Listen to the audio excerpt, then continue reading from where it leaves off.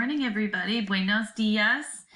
I thought we would try doing the vocab PowerPoint through a screencast this week. So you kind of have to bear with me. This is the first time that I've done this.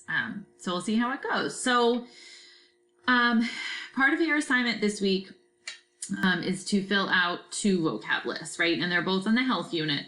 And so you have 2 options for filling out the vocab list. So option 1 is to watch this presentation and then at the same time fill out the Google form vocab list that you have on Classroom, right? So everybody has their own copy of that list, that document on Classroom. And so I guess maybe the easiest thing to do would be watch this presentation on your phone or, I don't know, like an iPad or some other device. And then on a computer or a laptop, have the vocab list open from Google Classroom and then type in the English definitions there. And then when you go to turn in your assignment on Classroom, and you have to turn in your vocab list, it's already there, right? You don't have to attach anything. The other option, because I know a lot of you guys like to handwrite stuff, and that's fine. But it's a little trickier that way. So first of all, you need a printer. So you have to print the vocab list, and then you can handwrite the English definitions in there. But the only thing with that is you have to take a picture and then upload that to your Google Drive and like attach it to the assignment on Google Classroom, which is kind of like a process. Most of you guys were okay doing that with the bingo board assignment that we had for a couple of weeks, but there was some confusion from some people with emailing stuff. So nothing should be emailed to me. It should all be on Google Classroom. All right. So if you want to type it, then type it in the doc and it's already attached. If you want to handwrite it, then print it, take a picture, and upload that to the assignment on Google Classroom and then submit it that way. All right. All right, so here we go. So this chapter is La Salud, which is health, right? So it talks a little bit about the doctor's office and then just kind of other like health things in general. So we'll do sort of like what we normally do in class with the vocab list, like a listen and repeat. I do encourage you guys to repeat the words at home. I know it might seem kind of weird, like sitting there doing it by yourself, because we're normally in class, but it will help you to practice the pronunciation. All right, so we have La Salud, which is health, and yeah, health. Okay, so número 2 is un pañuelo. So this is sort of an old-fashioned word, like your grandfathers might use these, a handkerchief, right? A handkerchief or pañuelo. Un Kleenex now is typically what most people use. So Kleenex actually is a brand name, like it says on this box. A lot of people call all tissues Kleenex, right? So they do that in Spanish too. All right, una cama is a bed. You might know that already. Una fiebre is a fever. So a little bit of a cognate here, right? Fiebre, fever. Un catarro is a cold. Un tos is a cough, tos. La gripe is the flu. So like a long time ago, if anybody has had the real flu, you know that it's pretty bad, right? It's worse than a regular cold. So it used to be called the grip in English because if you got the flu, it would grab onto you for like a week or 2.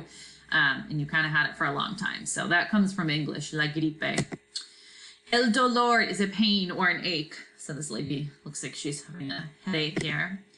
Los escalofríos, I like this word. This is the chills, escalofríos.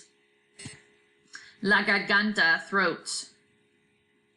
Getting very technical here with these throat words. El estómago, stomach, another cognate, easy. Enfermo is sick, but it can also be a sick person if you have the word el in front of it. El enfermo is a sick person. Otherwise, it can just sort of be like the condition, right? Like you're feeling sick. Contento, you guys should know this, happy. Now, this is another adjective. So you have contento or contenta, masculine and feminine. Whoops. All right, cansado, tired or sleepy. Cansado, cansada. Nervioso, another cognate, nerviosa. Nervous. This is the opposite, right? Tranquilo. Now it's not really like pronounced tranquilo. It doesn't make that qui sound. It's tranquilo for relaxed, or obviously think of the English word tranquil, right? Very peaceful. Triste, you might remember this. Sad. All right, now we got a verb. Estornudar, to sneeze. Estornudar, regular AR verb. Guardar cama, another regular AR verb, to stay in bed. There's a little doggy in bed. He looks very cozy. Toser, take note, an ER verb. So you would use your ER verb endings to cough. Creer que is to think that or believe that. So like the doctor might say, I think that you have, the flu, right? Creo, the yo form, creo que tú tienes la gripe. I think that you have the flu. Tener dolor de means to have some sort of an ache or pain, right? So la mujer tiene dolor de cabeza, the woman has a headache. So it's conjugated here, right? We don't say la mujer tener. We don't say the woman to have a headache, right? It's conjugated in the ella form. The woman has a headache. Actually, let's go back to this. So you can replace cabeza with pretty much any body part, right? Like if you have a backache, you would say, yo tengo dolor de espalda, right? If you have a stomach ache, dolor de estomago. All right, ser is a verb that we already know. We learned this last year in grade 7, so it means to be. We are doing some work with this verb again in this chapter because in Spanish we have another verb to be, which is estar.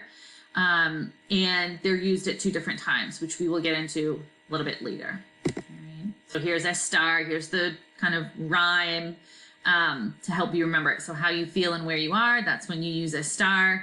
It's for feelings and location, and then ser is used for more permanent things like description, if you're tall, short, personality, like character traits, that kind of stuff.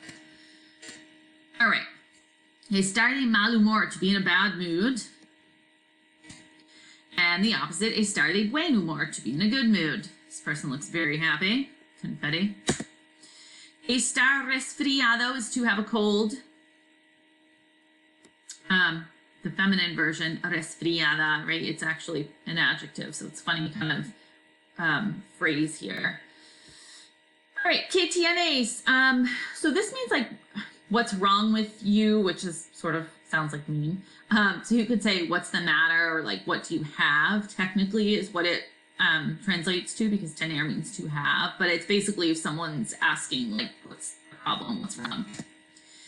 This is another way to ask that. ¿Qué te pasa? What's wrong? See, so here we have our little comic. Haha, so funny. What's been bothering you? You're sort of jumpy lately. Get it? Because he's a dog. All right, el fin. So you can go back and watch this again, or, like if you still have to print your list or get the Google Doc up or whatever, you can do that, come back to this, you can pause it. And, if it's going too fast, you can kind of go at your own pace by pausing. All right, adios.